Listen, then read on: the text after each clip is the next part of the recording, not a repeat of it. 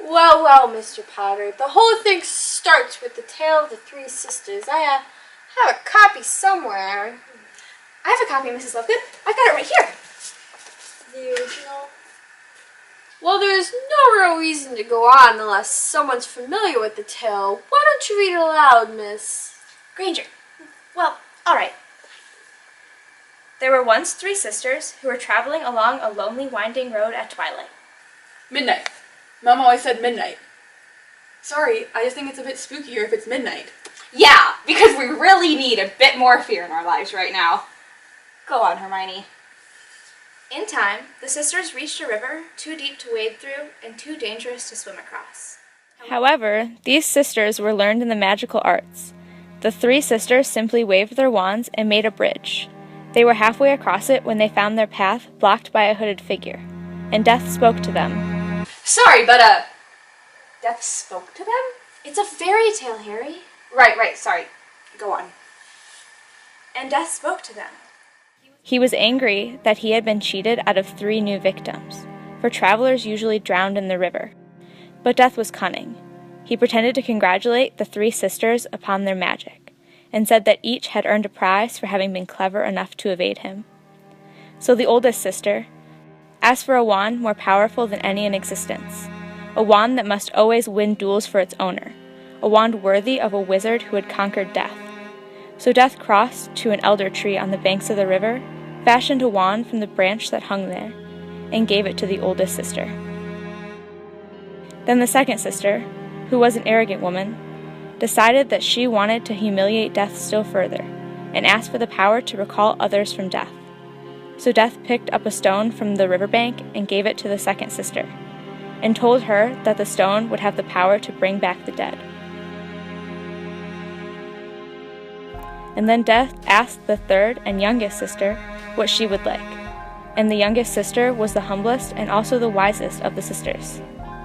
And she did not trust Death, so she asked for something that would enable her to go forth from that place without being followed by Death. And Death, most unwillingly, handed over his own cloak of invisibility. Death's got an invisibility cloak? Yeah, so he can sneak up on people. Because sometimes he gets tired of running at them, flapping his arms and shrieking. Sorry, Hermione! No.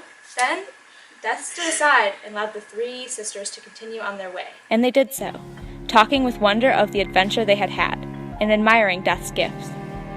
In due course, the sisters separated, each for her own destination. The first sister traveled on for a week or more, and reaching a distant village, sought out a fellow wizard with whom she had had a quarrel. Naturally, with the elder wand as her weapon, she could not fail to win the duel that followed.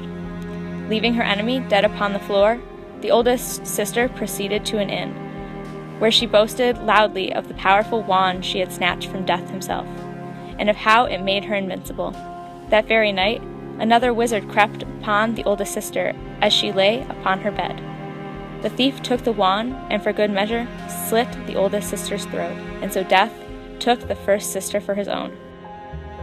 The second sister journeyed to her own home. Here, she took out the stone that had the power to recall the dead. To her amazement and her delight, the figure of the boy she had once hoped to marry before his untimely death appeared at once before her. Though he had returned to the mortal world, he did not truly belong there and suffered. Finally, the second sister killed herself so as truly to join him, and so Death took the second sister for his own. Though Death searched for the third sister for many years, he was never able to find her. It was only when she had attained a great age that the youngest sister finally took off the cloak of invisibility and gave it to her daughter.